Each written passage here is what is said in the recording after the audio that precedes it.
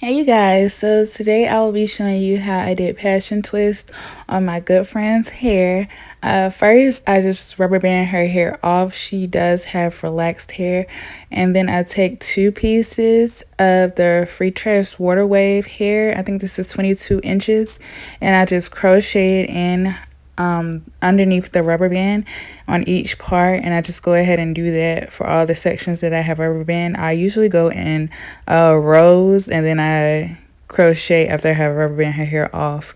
Her hair is super straight, so it was kind of a challenge blending her hair with the curly hair, but at the end, honey, we got it done. So it came out so pretty. This hair is, I think, a 1B, and is so beautiful, shiny, curly, crinkly, all that goodness.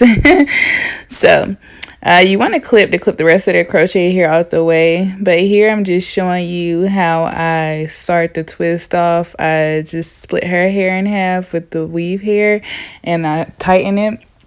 I tighten the rubber band, and then I just start twisting. Here you can see me twisting her hair before I actually twist it into the bigger twist, if that makes sense. Just watch what I'm doing.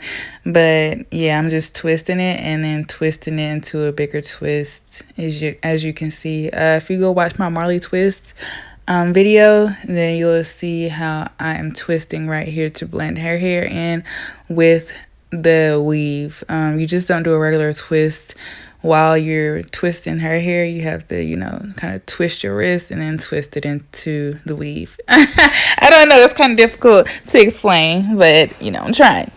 So, splitting her hair with the weave, tighten it, and then I just twist, twist, twist, twist. You see what I did with my wrist? You gotta flick the wrist and then you twist, okay?